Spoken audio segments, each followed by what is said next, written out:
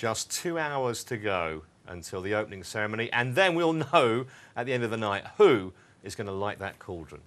You are watching The Punter on Sports Tonight. Plenty of Olympic content, as you would imagine, this evening. I'm Trevor Harris. Alongside me, Mark Young, making your punter debut. How are you, sir? I'm fine, thank you. Excellent. Now, Hills, your employer, as of all the bookmakers, are putting up all sorts of prices on the Olympics. We heard last night from Russ Wiseman of Sporting Bet that it's a potential minefield, especially in some of these lesser sports. I mean, presumably that applies to you as much as anyone else. Yeah, it does apply to us because people don't have the knowledge of these niche sports. Like, it's not as big a market as the football or the tennis, for example, because the amount of bets we would take on a football on a Saturday will differ to the amount of bets we take on the road race tomorrow, for example. So are you worried? Are you concerned you might get spanked over the next 2.5 weeks? Possibly, possibly. If people start feeling the Olympic flavour, which they're likely to, and Usain Bolt turns up, then that's probably the worst result for us. So you've not seen a lot of money for Johan Blake or Gay or any of his rivals. It's mainly all been for Bolt in the 100 metres, is it? Mostly on that, but overall, that's where most of the money has gone. Right. The biggest problem is that it hasn't started yet. I can imagine after the ceremony, people think, oh, it's the Olympics now. Right, right. So let's start back in Team GB, really. Well, one of the things that might galvanise interest is obviously British success, early medals for Team GB. Mark Cavendish has got an obvious chance in the road race. We were just chatting off air earlier. There was a bit of odds against available today. We'll hear about it in detail from the bet butler in a moment. But you think he's got a hell of a chance, Cavendish? Oh, he has got a hell of a chance after the performance he's put in France over the last few weeks. You've got to fancy him. I don't see any other result than a Cavendish gold tomorrow. Fighting talk.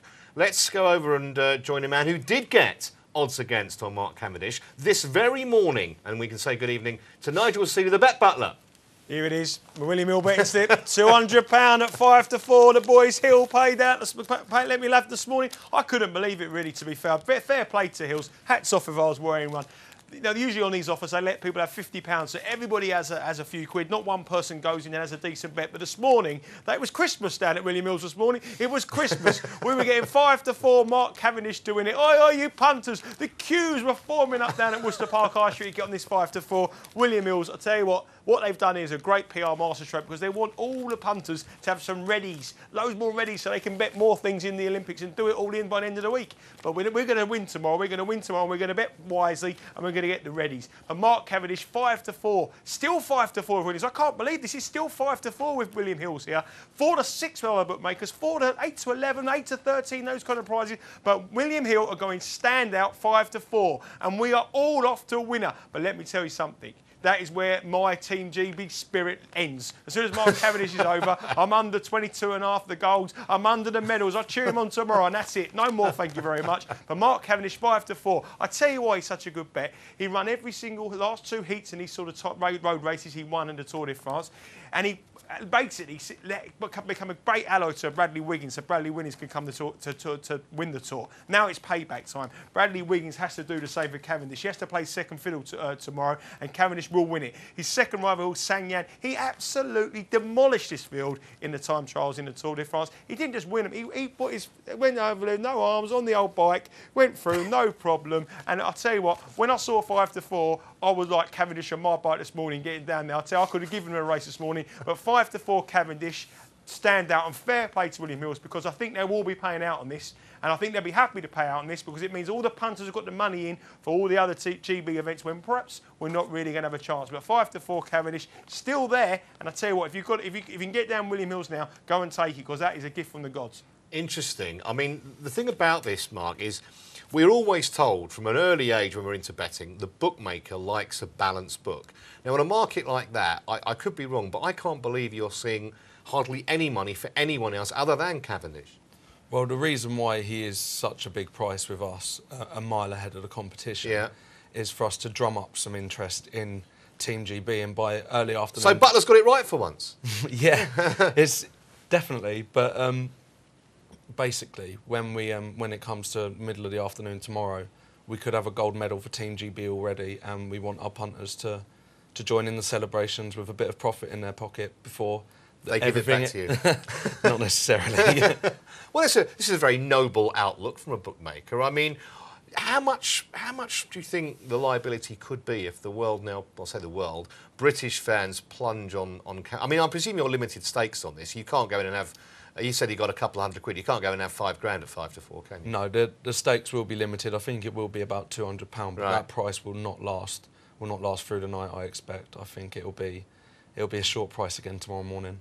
Well, there you go. You heard it first here. If you want 5 to 4 about Cavendish, the man from Hill says we will lay you 5 to 4. Not a problem.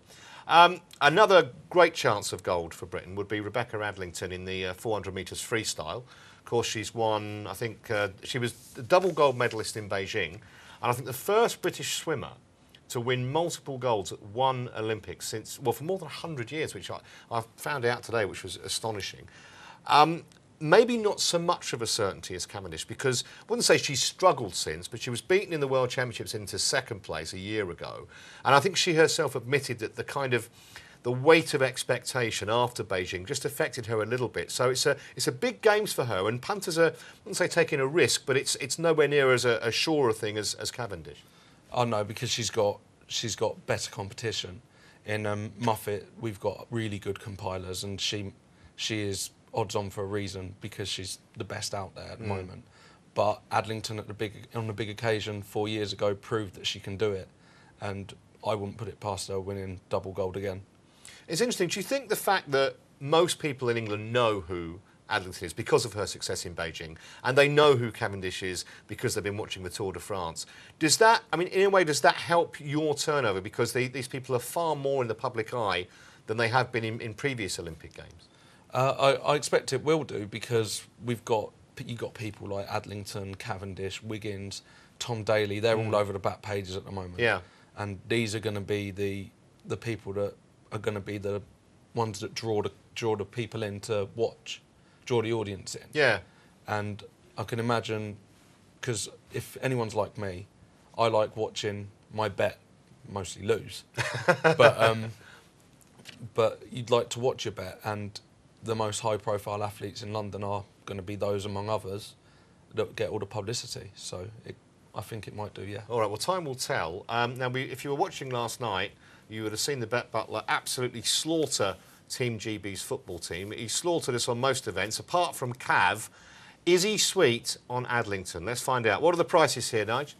Not at all. Not at all. I don't fancy Adlington whatsoever. She come from nowhere in the last Olympics. She was a 50-to-1 rank outsider in one of the events and she won it. There was no pressure. The pressure's on here. And when GB athletes have the pressure on, look at all our boxers, look at our football team, look at everything. As a nation, we can't handle the pressure. And that's why I don't think that home advantage is going to be brilliant for us, because we're not a nation of winners. We're not like the Chinese. And Rebecca Adlington, 11 to 4, that is because they know, William Hills and all the other bookmakers know that punters will just bet on her because she's a dual world champion, a dual Olympic champion, and she's a bit of a name. I think you want to take this jolly on. I think Muffet here, 2 on. She's got the fastest time this year. She's the young and up-and-coming swimmer. But I tell you what, this is the proven and tested one. Pellegrini, the Italian, current world champion. 3, not 3 of the 4 fastest times in the world have come from this girl, Pellegrini, and she's 7 to 2. Now, I'll tell you what, have a look around for your each way value. See if you can get a price for the medal, because if you can get Pellegrini at around about quarter the odds the first 2, so I'm not quite sure if it will be win only, but if you can get each way, she's an absolute belting bet to get a medal in this event. Absolutely no way, bar injury, she cannot get a medal. Adlington is too short. I can see her completely and utterly bombing out. I don't think she's going to come in the first 5. I wouldn't even be surprised she didn't even qualify for the final. That's how bad I think she is. What she did 4 years ago, she did it because there was no expectation on her. She went out there, she done a race, she's on a high. Now the expectation on her. Now you can't turn a TV channel and see her advertising soap and advertising. She's suddenly become somebody. And that is when British people, as a nation, we fail to deliver the goods. 11 to 4, not for me. Favourite, too short. Pellegrini, each way, yes please. Thank you very much, Mr. William Hill. 7 to 2, that will do me. Nigel, I cannot let you get away with that. The current Olympic champion not qualifying for the final. That is heresy. Are you serious? Well, I'm not. I don't think she's the second favourite. I think she's probably around about the 4th or 5th favourite. And when you've got 4th or 5th people, there's a chance she won't qualify. This is a very, very tough competition. I think she's odds on too. But if someone gave me a silly price like 33 to 1 or 21, I'd definitely be backing that. I'd be much more interested in having a big price not to qualify than 11 to 4 to win it. Now, I know exactly why William Hills have done this. They've got the one they want to get. This is Muffet. You know, as you said there, Mark said there, that Muffet was their Oscar Pilots fancy. They've gone very short not to attract her in. They know Adlington will see the money regardless what price you put her on because she's a well-known British athlete and the punters will have all that readies after Cavendish wins. So they're going to put the money on Adlington. But I'm telling them to back this girl here, Pellegrini each way. Three of the fastest times ever at this event. Current world champion. I'd rather back the proven horse here at 7 to 2 than something that was 11 to 4 on form 4 years ago, Trev. They're going to take him to the Tower any time now. Very brief word about Chris Hoy. Is he a good thing in the Keirin or not in the cycling? Again, you've got to look at his performance from 4 years ago. I think he's got to be a cert, and he's going to be one of the main draws that I was talking about a minute ago that I didn't mention. Yeah. But he will be one of the main draws. I'll tell you what's interesting. I've been looking at his training regime. He consumes 6,000 calories a day. Breakfast is cereal, banana and honey, smoothie, orange juice, protein shake, coffee. 25 to 35 hours a week training. 2 hours in the gym, 1 hour recovery ride, 3 hours at the velodrome. Then he pushes 35 stone weights with his legs. That's 2.5 times his body weight. A very similar training regime to the butler. You kind of do all that, Nige, don't you? Exactly, but not so much of the pushing, a little bit less than me, my personal best here. I mean, I tell you what Mark said there is very interesting again. I mean, this is Chris Hoy. We all know he's the golden boy. He's going to be out there with the flag bearer tonight at the opening ceremony. But what he said there, we're betting, you know, he was the man 4 years ago. 4-year form, 4 years older. He was at his peak 4 years ago. He's entering lesser events this time because despite all that thing, his body can't do it. And I, again, just think that he can hit a run and he can win this event at a canter and he's the rightly favourite to do so. But at the prices, I can only take him on again. 4 to 5, Chris Hoy. He was 4 to 5 around about the same price 4 years ago and he was much more at his peak. These guys have kicked on. They've made the gap is not so much. He hasn't competed in as many events as we had in this event as he has before. I know cycling's gone through a boom, but they said the cycling scene 4 years ago was at its peak. We know Cavendish and Wiggins has gone on. And again, Chris Hoy, 4 to 5. He is the right favourite, but he's too short for me. And I just think that people will back these people blind. And that William Hill know that, Ladbrokes know that, all the other bookmakers know that. And that is why they have them short, because regardless what price they put them up, they will see money for them and with their worst result. But I think there's value elsewhere. I mean, certainly on the betting exchanges, Chris Hoy will not be 4 to 5. He'll be a bigger price because people will want to get these sort of allegedly red-hot pokes beat. No one really knows the form about these three coming in, but Chris Hoy has been absent from this event for a long, long time, and we're pricing up on 4 years' form. So, yeah, Chris Hoy is the favourite, but certainly not 4 to 5. I think he's around about a 2 to 1 shot. That's what the price I think he should be. But I can understand why the bookies are going short on these, because the punters will still be backing them regardless what price you put up. All right, so the advice basically is we like Cav, we're not sure about Hoy. When we come back, Olympic tennis, which starts tomorrow. Stay with us.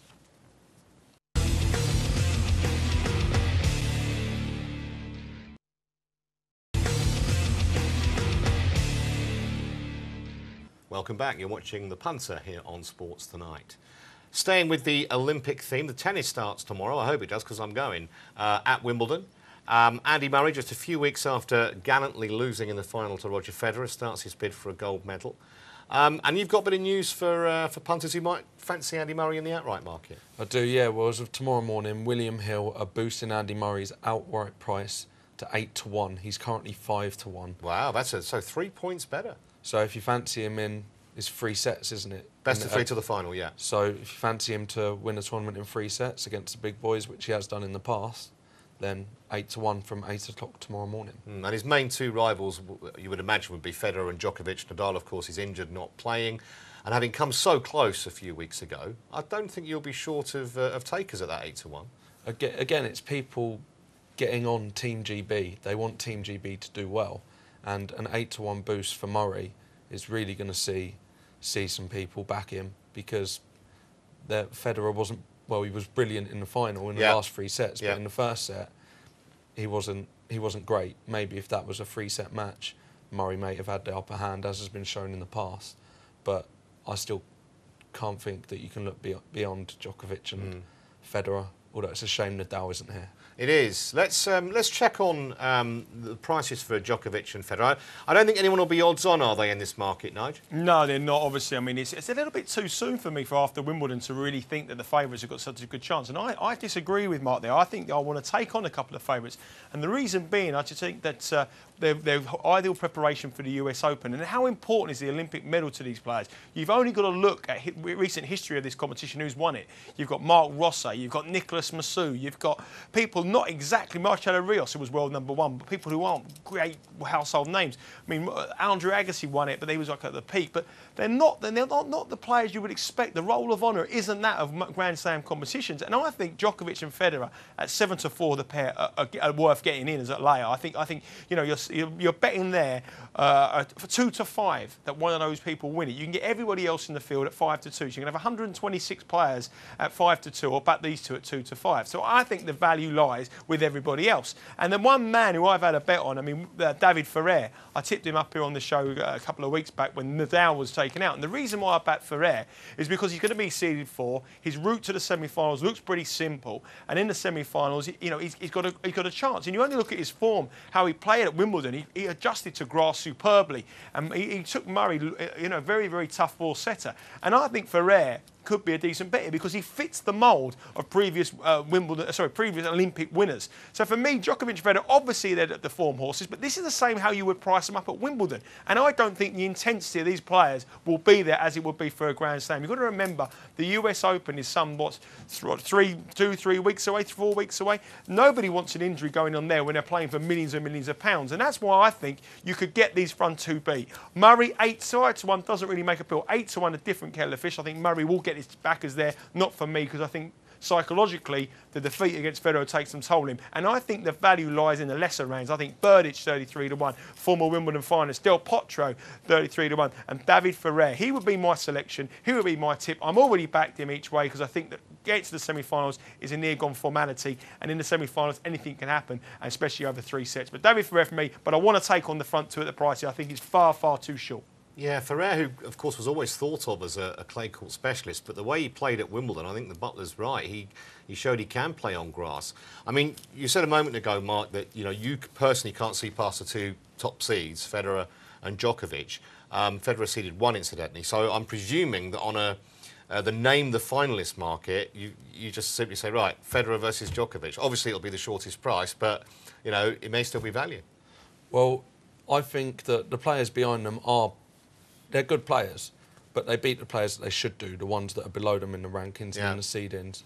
And I think it's Djokovic and Federer in the final, and I think Djokovic may get his revenge, because I think we're very lucky to be in a position where we watch 3 of the greatest tennis players that there's ever been in one era. And I think that's a bit unfortunate for Andy Murray. But I think it'd be a bit more open if, like I said, Nadal was here. All right, well, obviously you're not going to go along with the Federer versus Djokovic final in the name the finalist market, Butler. So presumably you'd put Ferrer in, but against who, might I ask? Well, I just think one of these things to do here is just look at the games. I mean, you can tell from the first 2 or 3 matches which team people are taking interest in. The interesting thing for me is Federer plays first match against Falla, and he's the guy who took into 5 sets. It was 2 sets to love against him about 2 or 3 years ago. Federer come through in 5 sets. But I just think the intensity of a major competition so short after Wimbledon and such before the US Open, I think you will get freak results. My view for punters out here would be if you laid or backed every outsider in the first round, unlike Grand Slams, I'm convinced you'll make a profit on this. I really, really do, because I don't think that some of these players will turn up. I really don't. I think they'll be looking more. Some of them, some of these American players, they know they can't win it. They've got more important things to do. Some of these players have got much more important things about on the domestic season, and I think you can get a shock. And that's why this 11-8 doesn't really appeal to me. Name the finalists. On paper, everyone works them out. Spain were going to play Germany in the final of the Euros. Didn't happen. Phil Taylor was going to play Adrian Lewis in the final of the World Match Play. Adrian Lewis gets beat this afternoon. these favourites have a tendency of not happening. These great events don't happen. And I think Federer and Djokovic 11-8, not for me, but I'd much rather take the two of them on individually in the match market. Again, I'll be looking for Ferrer. Ferrer, Djokovic 18-1. I think that makes appeal. Ferrer, you know, I think he could be the one who shocks me. But the front two here, I do think if you play this format as you would do for a normal Grand Slam, I think you will absolutely do your money, because I don't think the shocks happen. And you've only got to look at people who've got bronze medals. Jerkasov from Russia, no one ever heard of him. Never got past the second round in a major. These players aren't so much up for this, and I think there'll be shocks galore. You've only got to look at the football, how many shocks we had yesterday, and I think the tennis will take on the same back as this, same familiar pattern as that. You mentioned the darts, the World Match Play. Now, just remind us who your tip for that was again. I tipped up Terry Jenkins, 33-1. Yeah, and he's still there. He's still there into the semi-finals. I think Taylor's worth taking on, but you know, I'm not going to make the most of it, Trev. But come on, Trev. Come on, Trev. Come on. From darts to the serene world of Serena and the women's tennis tournament. I mean, she was superb at Wimbledon. There's no other word for it. That brief scare in the final when she lost the second set, but won the third easily. I'm not a favourite backer by nature, but I just look at it, and I know what Nigel says, you're not sure of the motivation, it's not a Grand Slam tournament, it's kind of like the fifth most important this year, but I find it hard to look past her, Mark, to be honest. It is really hard to look past Serena, Yeah. but at the same time, it is only a few weeks after Wimbledon, and she doesn't really play tournaments this close together. I think she's worth taking on. Right. I like some of the up-and-comers that are in the quarterfinals of Wimbledon this year, like Sabine Lisicki. I think she's a brilliant player and has got every chance of winning here. I wouldn't back Maria Sharapova either. No, I would steer clear of her as well. What about Azarenka, the world number one? See, I think she flatters to deceive. I just don't think she's got the mentality to go that step further and beat a Serena or a Sharapova. But given if she's up against the middle fielders, then I think she may be in with a chance, but I'd still go maybe a 16-20-1 shot for the women's gold medal. I know, Butler, that you've studied Sharapova very closely. Some would say too closely. What is the market telling us as far as the women's tournament's concerned? Yeah, the market tells you a similar situation as what you saw in the men's market. So where you want to take on these favourites or you want to oppose them. And it's taken us 18 minutes or so, but I finally agree with something with Mark. I actually do. I think Lisicki's a great bet. William Hill were very, very short there, 20-1. You can get a lot bigger than that. They want to keep on the side. And the other one I like is Kerber, 16-1. I think she's a big price. But you know what, Trev? Serena Williams, 7-4. Not for me. I know you're not really your favourite man. You're particularly right there. Shot me there a little bit. But Venus Williams, she's 125-1 with one bookmaker and 25-1 with another. Why is she so big? Well, obviously the Wimbledon form, she was shocking. She was absolutely hammered. She was injured. She's had a bit of a rest. She had a bad back. She's got better. She hasn't really done much tennis. And I think Venus Williams could go far here because, again, she fits the mould of winners, shock winners. And I'd much rather be backing Venus Williams at 125-1 than taking on Serena at 7-4. Again, oppose the front 3 or 4 here. This is going to be won by an outsider. And Kerber, Lisicki, Clijsters, not a chance. Venus Williams at a massive 125-1 is a bit of value for me. That is a huge... I didn't realise she was that big. I know she was poor at Wimbledon, but I mean, that's just a throwaway fiver, surely, isn't it? It's definitely worth a bet for someone of proven quality like Venus is. I think that'd be worth a couple of pounds. How much business are you expecting to get, Mark, generally on the Olympic tennis, men's and women's? I mean, obviously not as much as you would make at Wimbledon or maybe the US Open. Well, our two main markets are going to be the football and the tennis, like it is generally with other sports. So, not too sure, to be honest. It would all, again, depend on how well Murray does, I believe. So, and he's got a really tough... I was looking at his draw. He's got Wawrinka, the Swiss, who's beaten him 4 times out of 10. And then he's got to play, I think, possibly Gasquet in the third round. So it's about as tough as it could be for Murray, bearing in mind that Nadal's obviously a non-runner here. Yeah, I don't necessarily stick up for Murray too much, but he had a tough draw at Wimbledon as well. Luckily for him, Nadal was knocked out early, but he still had to overcome losing a set to Ferrer in a game that, on another day, he would have lost. A couple of years ago, he would have bottled that game. And I think a tough draw is probably best for him because he ups his game a bit.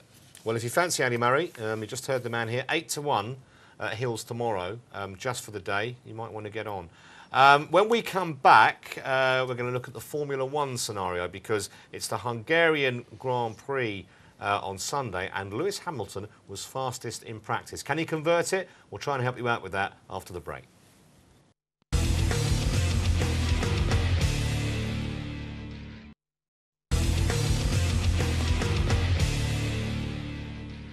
You're watching the Punter on the day of the opening ceremony at the Olympic Games. We're all looking forward to that.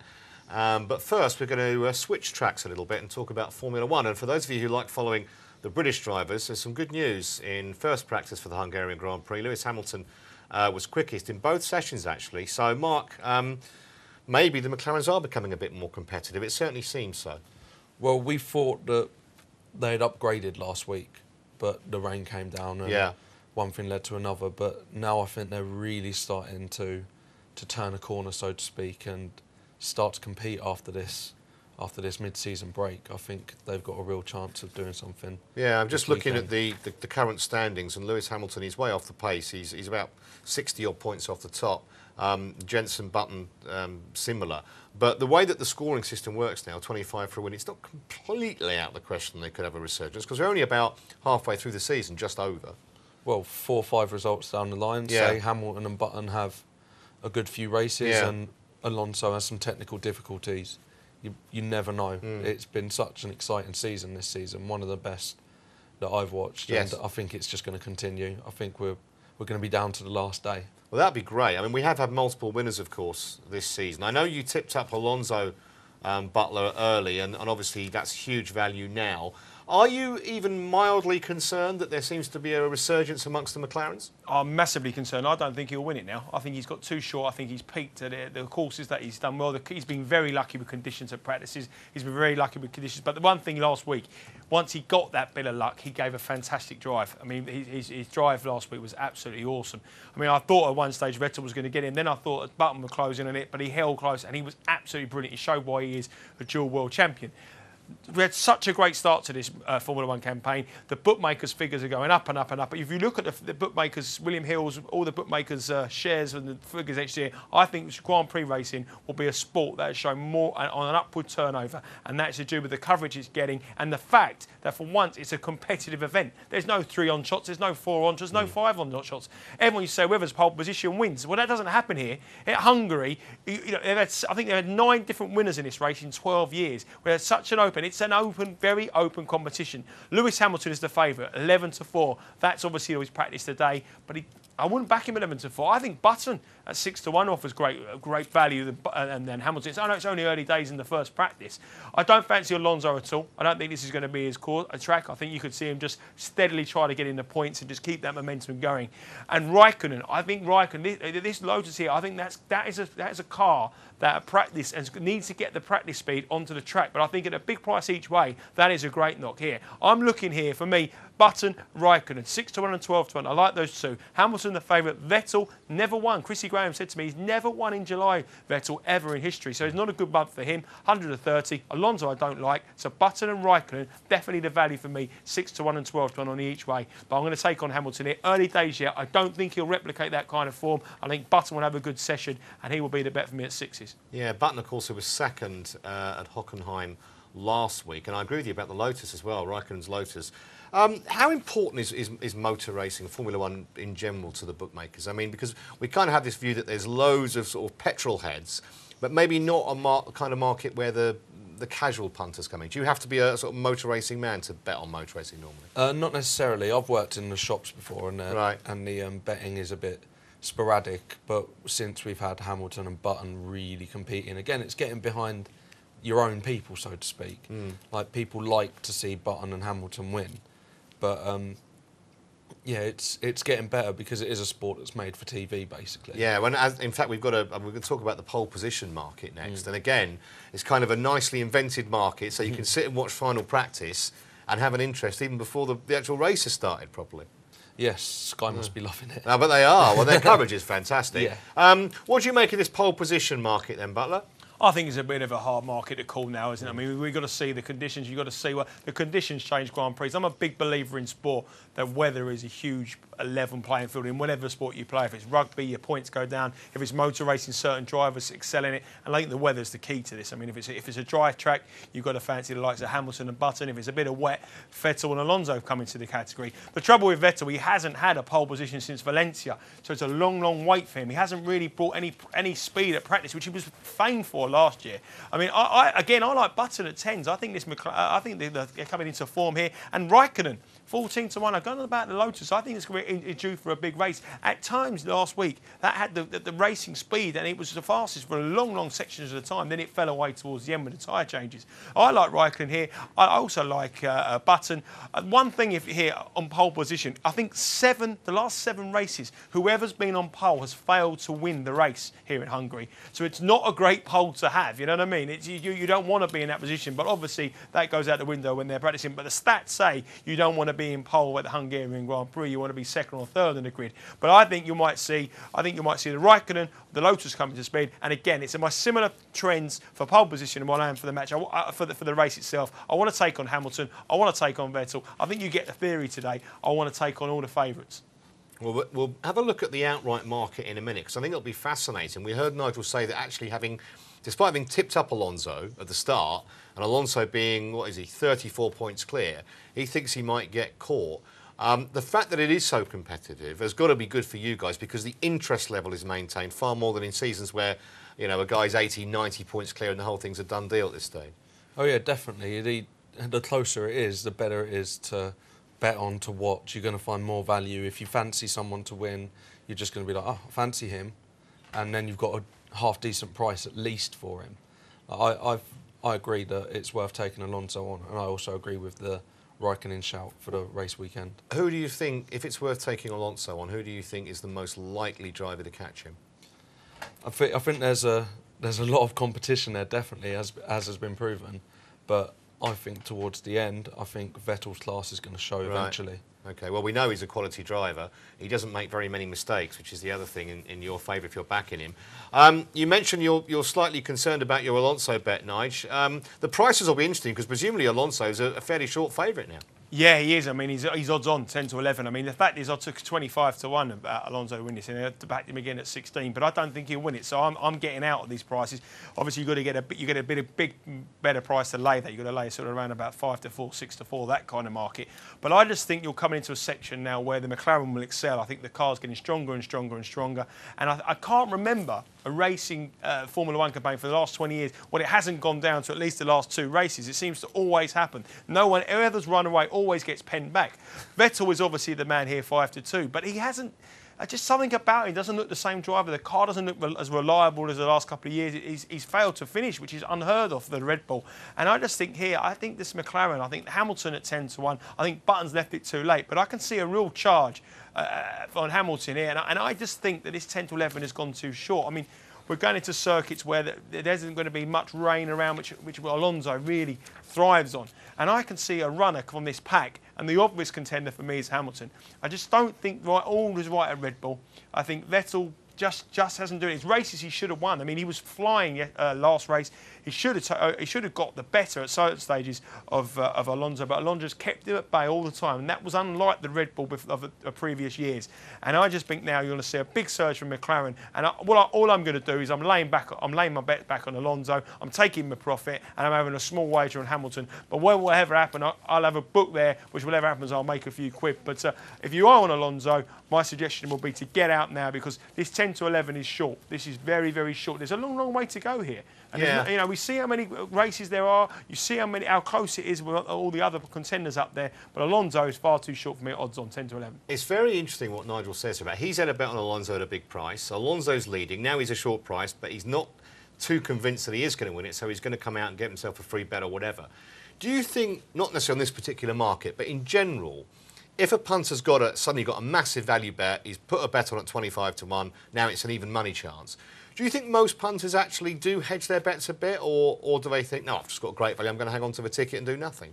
For most of my experience within the shops, I think they just do nothing. Yeah, I think that too. That's most of my experience, but the more punters probably should get onto that way of betting, to be honest. I should take some of that advice myself. I mean, I'm not, obviously, I wouldn't expect you to sing the praises of the exchanges, but what they have done is they've made it much easier now for punters to effectively close their position as such, get themselves a free bet. In the olden days, or not even that olden days, before the exchanges, it was very difficult. You had to go in and you had to back other people effectively to lay your selection, whereas now it's done in the click of a mouse.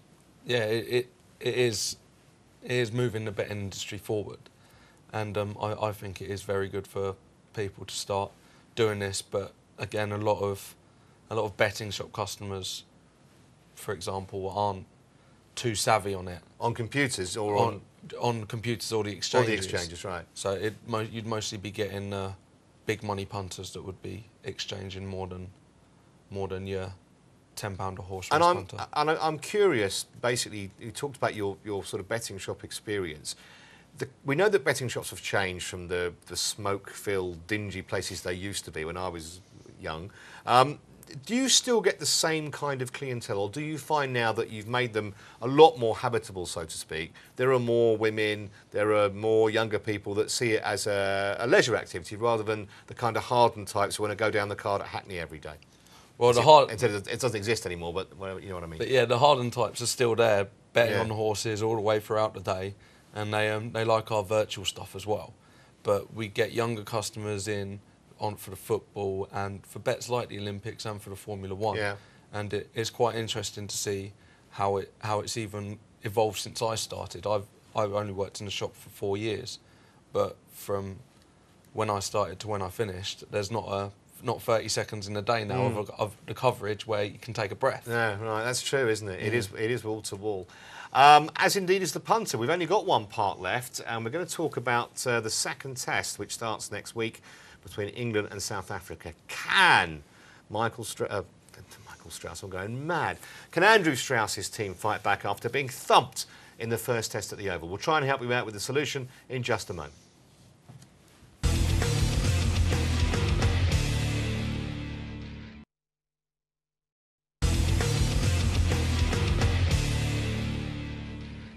Welcome back to The Punter, the final part of tonight's show here on Sports Tonight. They said, the experts, it was going to be a close series. England, #1 in the world. South Africa, #2 in the world. What happened? They scored 600. We only got 2 wickets, and they beat us by an innings. As thumpings go, it doesn't really get much worse than that from an England point of view. So, Mark, is there any way you can see that Strauss's boys can possibly come back in the second test, which starts on Thursday at Headingley? Well, you've got to look at it as a kind of blip, really, for an optimist. And they're too good to go down like that again. They've been dominating everyone in every aspect of the game recently, and with both England and South Africa at 2-1, it's well worth getting on England at 2-1. Interesting you say that. I mean, England at one stage, and people forget this, on the first day, I think at one stage they were 260 odd for 3, and in a very good position to score 500, 550, put South Africa under pressure. We didn't get there, and of course you give Amler, Callis, Smith the scent of blood, and they are, you know, very, very good cricketers. I'm just wondering, now that they've got that 1-0 advantage, they know that if they win this series, they will usurp England as #1 in the world. They only need 2 draws, but then they're not the kind of side that plays for draws. They're cutthroat. When they sniff a chance, they go for it. I've been very anti the draw in virtually every test match for the last 5 years, just because we don't get many anymore. We used to get lots, now we don't. I'm curious whether you see a lot of money for the draw, because I just think it's the worst bet going in cricket. Well, the draw is probably the most popular bet in cricket, especially in Test cricket. Why is that? People just very pessimistic about the weather, I'm assuming. But it is rather strange, considering that, like you say, it doesn't happen that much anymore. But that's why I think it's probably worth to go either way if you fancy it, rather than a draw. I can't have the draw at all. Although a drawn series, that's a different thing, because obviously it can be 1-1 with 1 draw. The Butler was quite keen on a drawn series. I would imagine. Well, actually, have the odds changed at all on a drawn series after that first test, Nigel? No, well, they come in. They've gone out a little bit more. They ran about 9-4 the draw, wasn't it? I'll tell you what, I still fancy this drawn series. I do. I mean, you keep saying about the draw. That draw last week, you know, most popular market, it traded about 8 on. You know, so people taking the even money, they know it's going to get 8 on. It moves. It's a moving market all the time, the draw. So that's why people like to back it, because it moves very, very quickly. They get in, they get out of positions, and they make a few quid. The draw's now a 3-to-1 shot. The weather next week is appalling. I know we say about it. You said that last time. And well, you were proved to be. You were proved to be. But the cricket was Tuesday, Wednesday, Thursday. He wasn't bowling for 2 days. He got it wrong. All right. I'm not having this. You were proved to be about as accurate as Michael Fish was when he talked about there won't be a hurricane. That's what happened. Well, I'd say, but the thing is, I almost got it right though, Shrift. You know, I almost did. I could have been so far wrong, but I actually got it right. But the interesting here now, the draw's 3-to-1. I still think that's value, because I think one of these Test matches, I don't know which one, but I still think one of them will be a draw. I do believe next week the weather is pretty bad. It's been bad again in London. The opening part of the Olympics is supposed to be a bit of a washout, and I think the draw here is going to be pretty. The money will come again for this draw.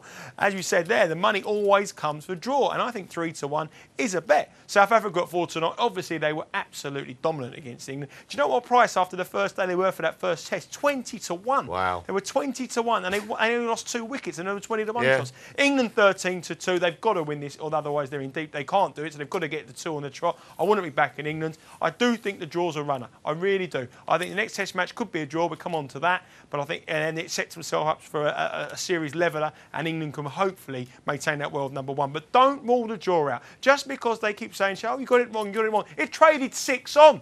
That's all you need to do in betting. Back things at 2-to-1 that traded 6 on, and you're being readies for life. Don't worry about anything else. Don't have to sit back, have a cup of tea, watch the game, knowing whatever happens, you've got the money in the back pocket. I completely agree with you if you're talking about like punters who trade. But I think a lot of punters, they go in, 20 quid on the draw, betting slip in the pocket, and they, as we were talking about earlier, they don't touch it, and but so they Trev, actually if lose. If you back things at 9-4 that trade 1-6, right? You might get it wrong once, yeah, but you're getting tremendous value over a period of a week, over a period of a month, over a period of a year. You will make money. So you might have got it wrong on this occasion, but if you look at things, if you're saying, okay, I'll have my 20 quid and I'll let it run. If they hit sort of 1-5, 1-6, and something happens and they don't get it with it, you will still make money because you've beaten the book.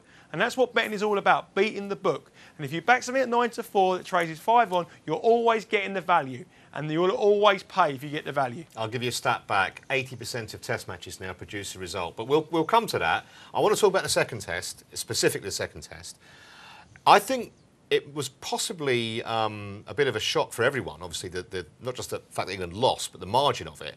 And that maybe created a bit of a dilemma for your traders, your odds traders, thinking, well, hang on, we had England as favourites for the first test. They've just been hammered. Do we completely reassess? Do we make it like an Eachy-Peachy type of market? I wouldn't have liked to have actually priced up the second test. I think it's quite a tricky job. I agree with you. I think it would have been a tricky job, but I think they're seeing it as a bit of a blip as well. They are 1 and 2 in the world, so to have 2-to-1 either way is not too far off. And the draw being at 11-8 right now, probably going to get backed in, but I think it would have been a tough job for them. I'm curious, Butler, if you are going to go for a draw in this game. I haven't actually seen the weather forecast, but having said that, they can't predict what the weather's going to be in 2 days' time, let alone in almost a week's time. The draw is presumably favourite, is it, again, for the second test? It is favourite, Trevor. You're going to say to me, you throw all your stats and tell me don't bet the draw, and there hasn't been a draw in 80%, it should be 4-1. Well, it's not, it's 11-8. And the weather forecast is bad for next week, but all I do is I listen to people who know about this sport. I listen to you on the triathlon, I listen to you on other things, and I've got a very, very shrewd guy in cricket who's trying to get a decent bet on the draw. Now, it could be for 2 options. He actually does fancy the draw, or he knows you're going to trade shorter and get money out of it. Now, as you said there, Mark said, the money always comes. William Hill on 11-8 the draw. Let me tell you one thing. They will not be 11-8 at the start of this test match. It will be shorter. So you've already done your first bit. The first one thing you have a bet, if you back a horse, you go to the betting shop, you have your 20 quid on, and you see it go 6-1, and by the time you get back to the count, it's 9-2. You're thinking, I'm on the. If you see it go 10-1, you think, oh my lord, I'm on a loser. So you've done your first bit. You've beat the book. That's all you got to do. And the draw will trade shorter. The draw there will be points in this game when the draw hits odds on, without a doubt. And if you keep doing that, you make money. Simple as that. So 11-8 the draw, get on. It will be a draw, this one, I promise you. I tell you what, I'll have some treats in store if it's not a draw. This will definitely be a draw. The weather forecast next week is very, very bad. We could have at least a whole day washed out. I don't think England I don't think England could get rid of this attack. They'll get 500 plus again. England will definitely get their batting boots on again, and they could draw 500. They should have done it in the first test, and I think this will definitely be a draw, and that is why the draw is being backed. A, the weather, and both these teams are capable of getting 500 plus. So England 2-1 William Hill, South Africa 2-1 William Hill, but this, the draw, 11-8. That is where I'm going again on the draw, and I'm going to do it again for the third, and I'm going to do it again until we get a draw. You might be there a long time. As it's you, and because you're a mate, I'll lay you 6-4 if you want it. See me afterwards. Briefly, top series bowler market. I mean, this has to be won by a South African, doesn't it now? 2 wickets is all we managed in the first test. Yeah, you've got to go with any of them, to be fair. Yeah. They did dominate England. There's no doubt about it, and it was. They would see it as a bad day at the office, but the South Africans would obviously see it as job well done. Yeah, So you'd go for a South African, wouldn't you? Absolutely. I mean, it was horrific, Nigel, watching from an England point of view. I'm presuming that Steyn, we were unanimous, weren't we, when we talked about before the first test that Steyn was the bet. And I would imagine he's the head of the market, isn't he? Yeah, he's head of the market. He's 11-8. Morkel, I thought, was superb in the first as well. Took some very, very key wickets, 7-2. But Steyn comes in at the end of the attack, doesn't he? He comes in and he wipes all the guys in sort of 5, 6, 7, 8, all that sort of order. The lower order of the England batting side. Steyn the favourite, 11-8. Don't see any downside in that. Morkel 7-2. This is a 2-horse race. Forget the English boys, Finn. Forget Anderson. Forget Broad. It's all about Steyn and Morkel. And even at 11-8, this is the first favourite, apart from Cavendish, that I'm going to say get on Steyn, because it's against England. Yeah, cheers, nice, thank you. All the odds tonight from William Hill, of course, which is where Mark is from as well. Just before we go, of all the Olympic events, what are you looking forward to the most? Not necessarily from a betting point of view, just generally. Personally, I'm a big football fan, right. And I'd like to see I'd like to look at these youngsters that are going to be playing, but I'm also looking forward to the Michael Phelps races. Yes, he's won 16 medals, I think, so far, and he's going to add lots more. He wants to have a neck full. and he almost certainly will. Mark, thank you very much for your contribution tonight. Much appreciated. Thanks, of course, as always, to the Bet Bull, even though he's wrong about the draw. And thanks to you for watching. We'll see you again tomorrow with Nick Wellthorne in the chair. Until then, it's good night.